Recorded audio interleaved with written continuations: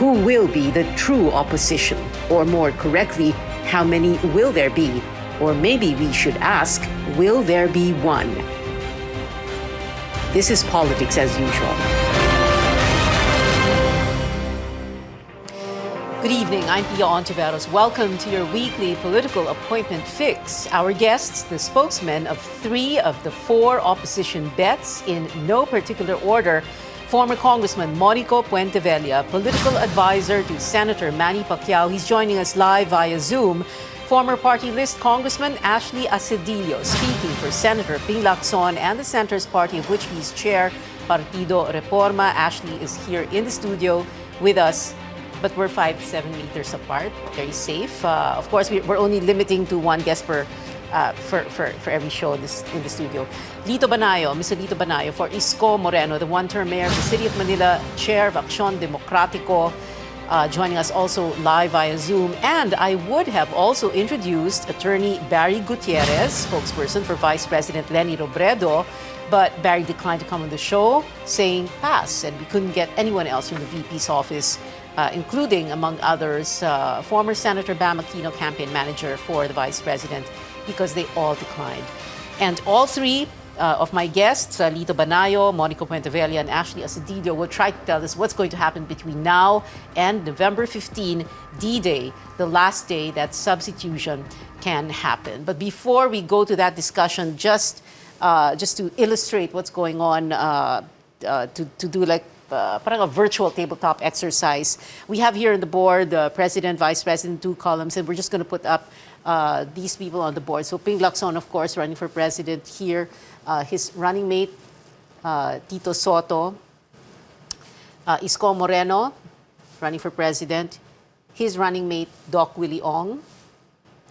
Manny Pacquiao, running for President. And Lito Atienza, his running mate. And of course, VP Leni Robredo, even if she has no representative here tonight, and her running mate, Kiko Pangilinan. Here on the board also, just in case, no, because there is that possibility, Sara Duterte could be running for VP or President. We don't know yet, but she has said that she's going to run for mayor of Davao for a 3rd term. Let's see what happens. Her father, Digong Rodrigo Duterte, is still here on the board. Bato de la Rosa, of course, running for President so far, the standard-bearer of PDP Laban. Bongo, running for Vice President, so let's put him here in the VP column. And Bongbong Marcos, running for President. All right, so let's go to our guests tonight.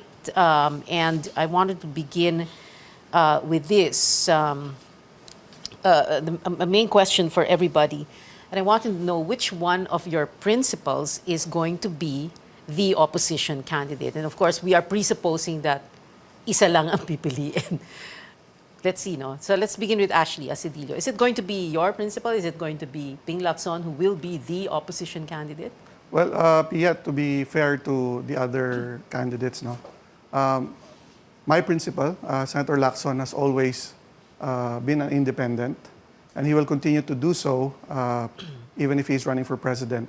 And he has never claimed to be a member of the opposition, nor will he claim just for purposes of running for president. So he will continue to, well, for lack of a term, no, people will call it a middle ground or a third force, but suffice it to say, he will continue to be the independent candidate that he has been middle ever ground, since. third force, and Third that force, was a yeah. term that we used back in the 98 elections, you know. But it's a little bit more in tune with the opposition, no? And that's why, you know, ginugrupo kayong 4 eh, di ba, as the opposition candidate. So what are you saying? So whether or not there is an agreement among the 4, Ping Lacson will run for president. Doesn't matter what happens. Well, as far as Senator Lacson and Senator Soto are concerned, these unification talks are over.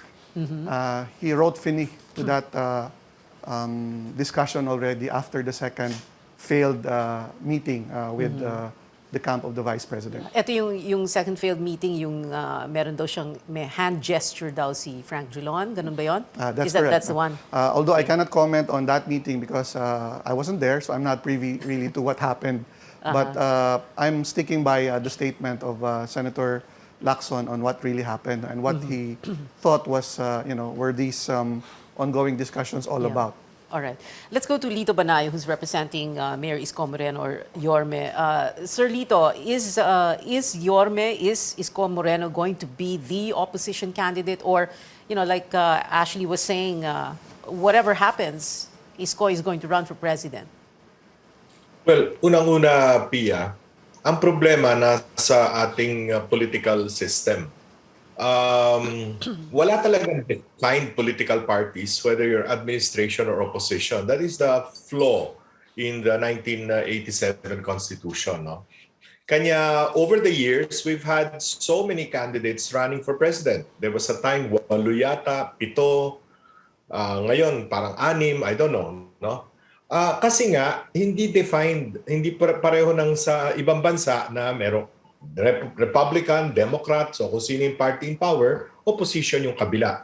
So at the end of the day, what we have are candidates who represent themselves as political personalities and their advocacies, which may neither be opposition or administration. Mapwera na lang siyempre yung administration itself, na dapat nilang depensahan yung patakaran o yung policies ng present administration.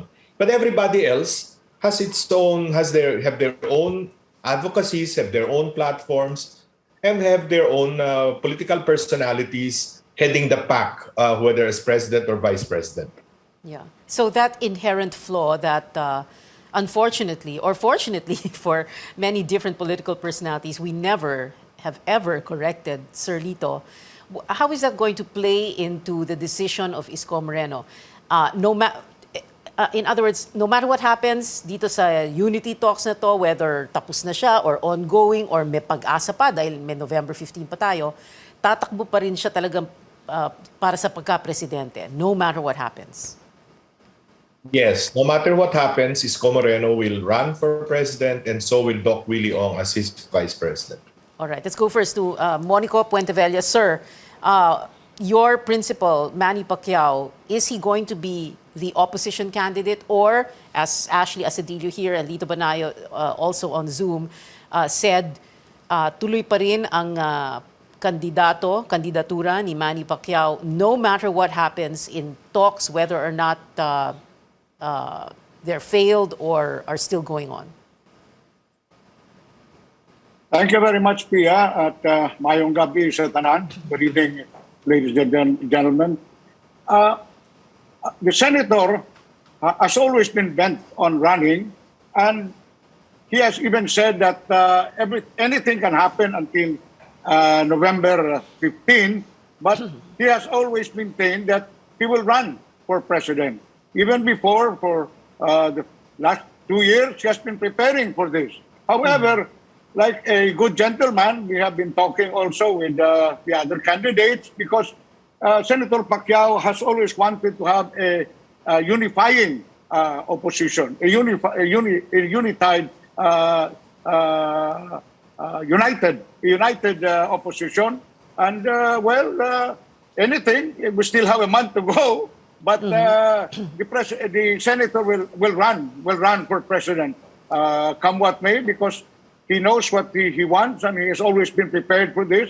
So we'd like to thank his supporters, first of all, for having confidence and trust in Senator Pacquiao. Okay, well, so if these three gentlemen, Manny Pacquiao, Ping Lacson, and Isko Moreno are going to run for president, and everybody says, and then let's say Lenny Robredo also decides to run for president, na ituloy na rin niya yung kanyang kandidatura, everybody's saying that mahahati lang talaga ang boto ng opposition. And if there is the possibility of a Bongbong Marcos and a Sara Duterte tandem, whether Bongbong for president and Sara for VP, or baliktarin natin yon, they're saying none of you stand a chance against BBM Sara. If it is BBM or Bongbong Marcos and Sara, maraming magagalit if you say BBM, we should call him the Bongbong Marcos. So, paano po yun? What's going to happen now, Ashley? Yeah, I think we have always believed that a strong campaign, it doesn't matter who runs against your candidate. And not only that, we believe that we are not only a strong, that we only don't have a strong tandem, we also have we're running a smart campaign, which means that it shouldn't matter who Senator Lacson and Senator Soto are running against, but at the same time, we are also open to making calibrations or adjustments as we go along. As we said, the landscape is not yet fully formed, precisely because there are still going to be potential realignments or potential candidates even by the time November 15 rolls into town. So, yun, we believe na it should not matter. However, we are, of course, open to adjustments depending on what the final lineup of candidates will be for president and vice president. Okay, we're going to have to go to a break, but before we do, I have a question for Lito Banayo, who, like I said, is representing Isko Moreno. And by the way, Sir Lito, no, this is your second time to guest. You're a regular on the show already. But I wanted to ask you about this. No, what's going on in your camp? Because Florin quits, Cesar leaves, Cabayan withdraws, and Samira melts behind Isko Moreno on stage. We're going to get more insights from the spokesman of 3 presidential aspirants. After a quick break, this is Politics as Usual. Be right back.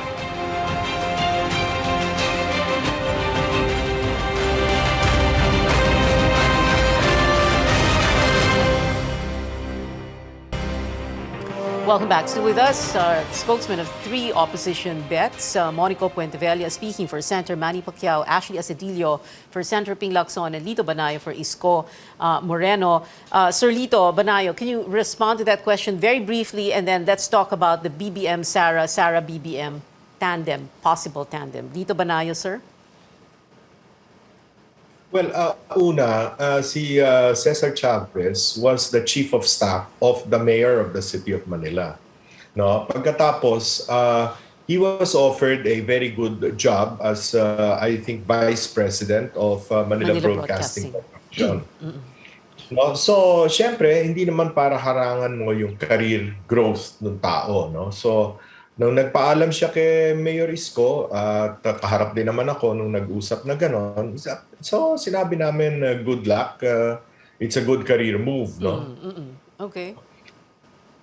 Yun lang kay Cabayan, he had personal reasons which he divulged only to Mayor Isko, so I'm not privy to what personal reasons those are, but we respect his withdrawal from the senatorial race, but not his withdrawal as membership of Action Democratico. Okay, all right. Well, of course, in spite of the fact that you give all those explanations, alam niyo naman po talaga dito sa Pilipinas, ang politika, ang daming intrigero at intrigera. So, hindi namamatay ang intriga. But anyway, briefly also, Sir Lito, no, what's going to happen if we do have a BBM-Sara or Sara-BBM candidacy? You know, everybody's saying, you know, you're all, wala na, tapos na kayo lahat.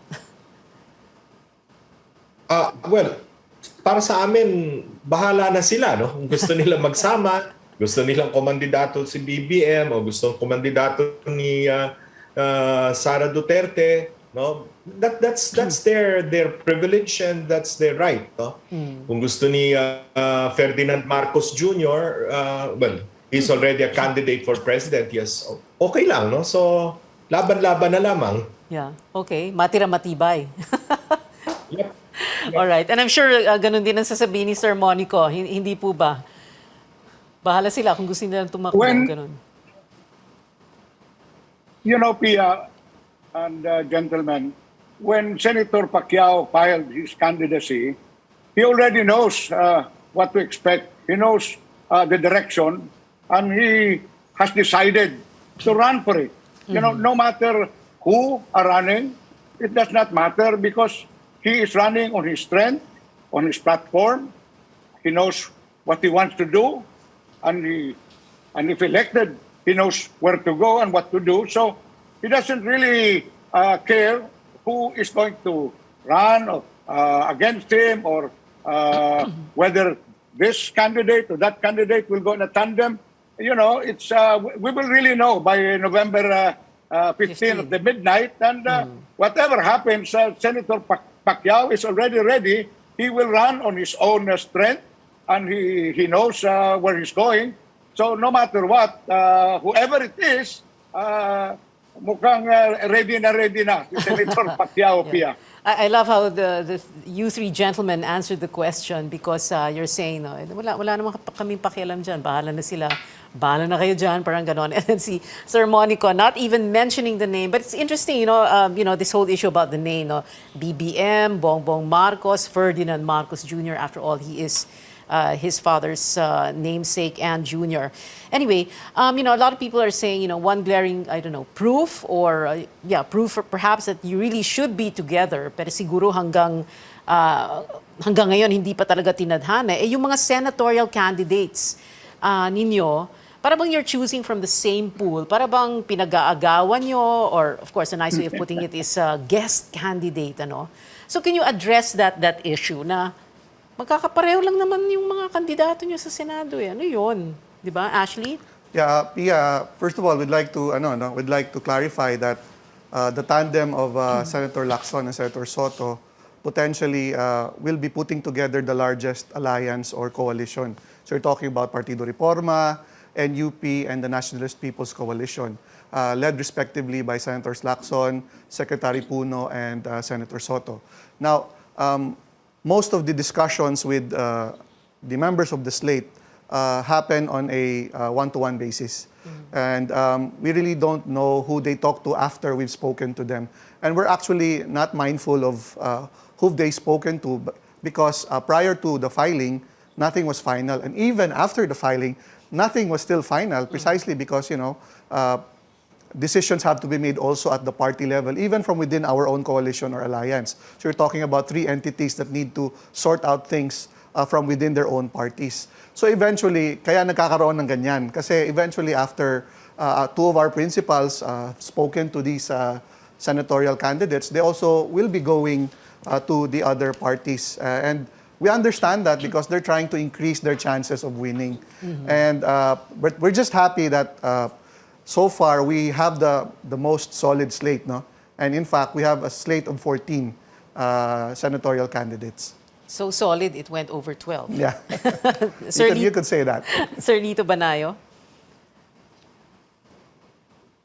Iba ang aming pananaw dyan, Pia, with all due respect to the other candidates, kami kasi, kanino ka entablado titindig? You're neither here nor there, no?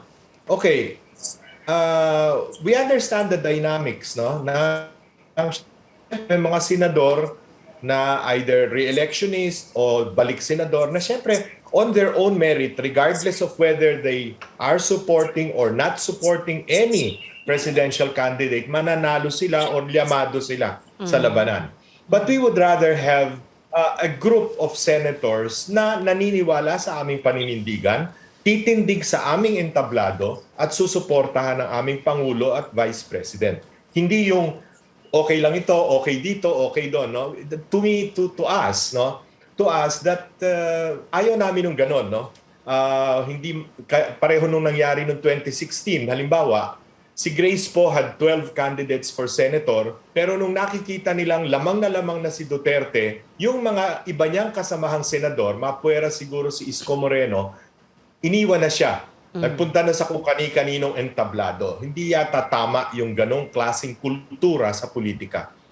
Okay, but right now you have how many senatorial candidates? 2 or 3? We have three. We have three. Samira Gutok, Carl Balita, and Jopet Sison. And that's it? Or what's going to happen? We are considering a few more. Just a few more. Ano yun, sir? Guest candidates from the other? No. No, not guest candidates. No? We'd rather have yung talagang amin.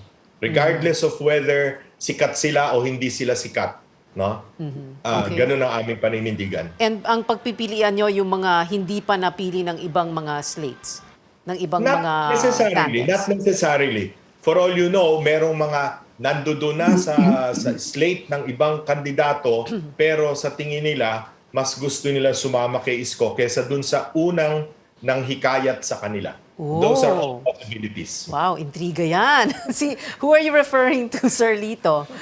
No names, please. No names. Well, how many? How many are we talking about and from which camp? Is it from Manny Pacquiao? O nagre-react na si Sir Monico. Is it from Pings? Alam mo, Pia, hindi importante Definitely yung not. 12. Hindi importante yung 12, 14, 15 ang yung senatorial candidates, no?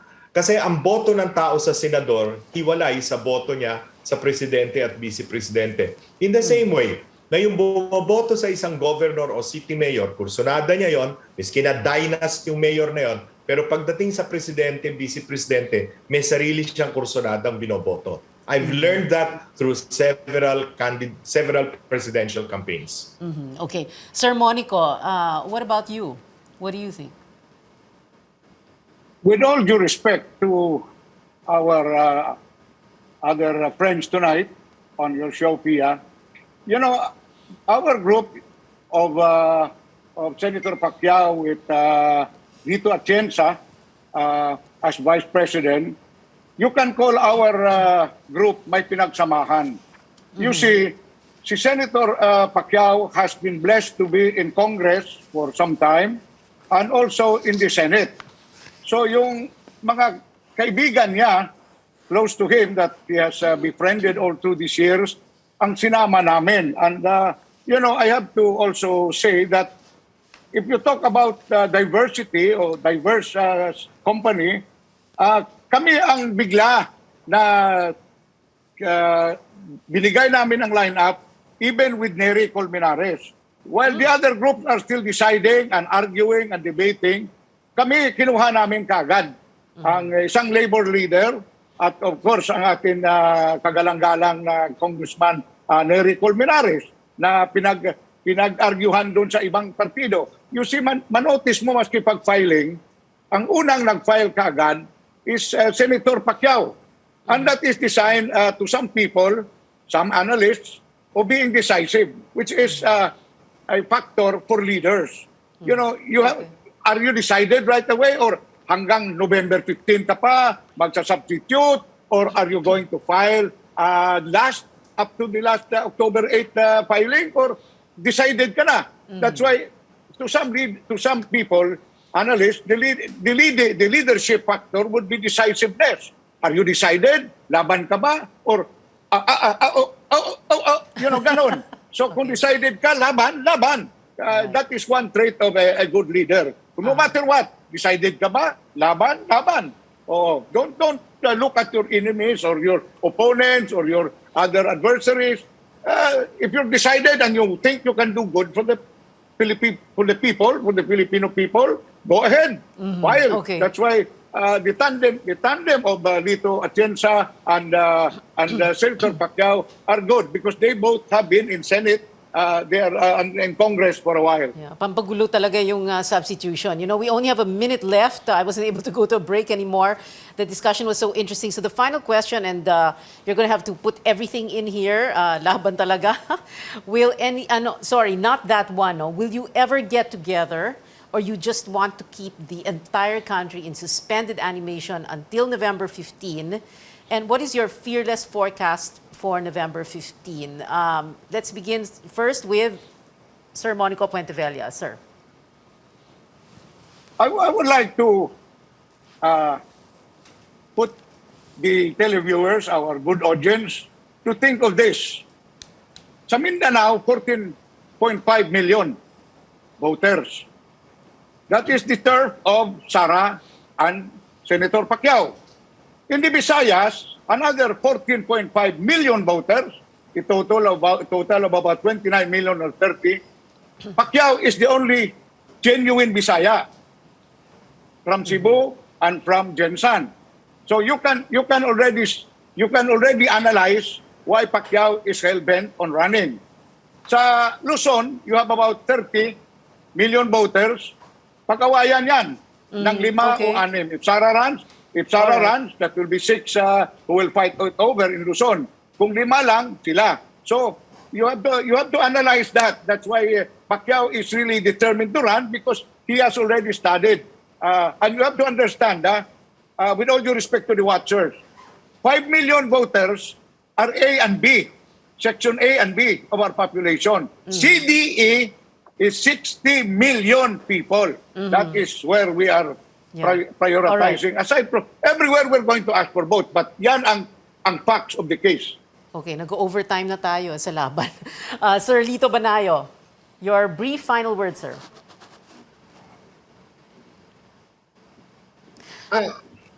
Ang labanan dito ay mensahe. It is the message of the candidate, no? Hindi ko na pag-uusapan yung kung taga saan si Isko. Alam ng lahat, mayor siya ng Manila. Ang tatay niya galing sa Antique, mahirap na sakada ang ama. Ang ina naman niya, labandera na galing sa Waray, sa Samar. Pero hindi yun ang importante. Ang importante, lumalaban siya at lumalaban ang kanyang mga kasama, katulad ni Dr. Willie Ong, sa pananaw na meron silang mga solusyon para sa mga problema ng ating bansa at ng tao. Mga solusyon na napakita naman ni Mayor Isko sa Manila sa loob lamang ng 2 taong singkad. At yung mga pinakita niya sa Maynila, kaya namang i-replicate, kayang i-escalate towards the entire nation in order to help our people in this time of the most extreme crisis that we have had since World War II. So it is the message. It is how we're going to present our platform. It is how credible our candidates are in being able to tell our people that they will implement this if they are given the trust of the people. All right, thank you, Sir Lito Banayo. Ashley Asedillo? Yeah, as to your point kanina, well, it was never an intention of the Senator Soto and Senator Lacson to keep the nation in suspense. No? As early as July, they've made known their plans of running together as a tandem. And in fact, they were the first to declare in September that they were running for president and for vice president. They've always told our people, they've been very clear that sila ang merong kakayanan, karanasan at katapatan. And this is important in the kind of problems that the next president will be facing come 2022. And we believe in our campaign that between them, and they have 83 years in public service between them, they offer the best alternative and the best option for our people moving forward. All right, well, let's see what happens on or by November 15. Thank you very much to our guests tonight, Sir Monico Puentevella, Sir Lito Banayo, and Sir Ashley Asedillo. Maraming salamat po sa inyo, to the 3 gentlemen with us. We've been told before, don't talk politics at the dinner table or the family reunion or in Viber groups and risk digital warfare. But we can talk about it here at this table on this show. Your weekly political appointment fix, politics as usual. I'm Pia Hontiveros. See you back here next Tuesday, 8:30 p.m.